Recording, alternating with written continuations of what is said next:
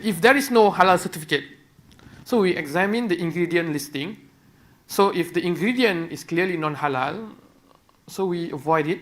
If all the ingredient is halal, so we should accept it. But if the ingredient is doubtful, then we inquire the manufacturer regarding the status of the doubtful ingredient. So this is one way to look at how we can choose our food.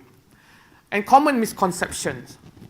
Common misconceptions normally in the community, number one, we will always say if you do not feel any doubt, if you tak was-was, then you can consume the food. So there's some truth in that statement, but also we should really examine what is the meaning of doubt, what is the meaning of was-was.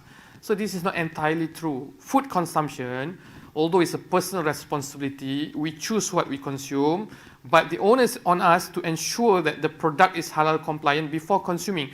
One easy way is to look for halal certificate, as we mentioned. If there's none available, the responsibility falls to us, the individual Muslim. And among the things that we can check are whether the product contains any animal derivative ingredient, whether alcohol was added during the preparation process, whether any ingredient contains alcohol, then you will not have the was-was.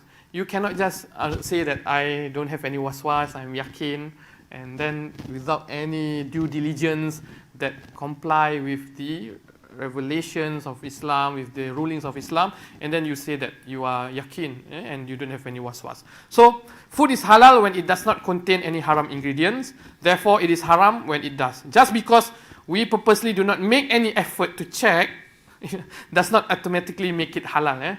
Tak apalah, janji yakin aja. Yakin. Bismillah. Bismillah, yakin. Okay, so this is one misconception. Number two, the common misconception also are only Muslims can prepare halal food. So this is another misconception that we often hear about halal food.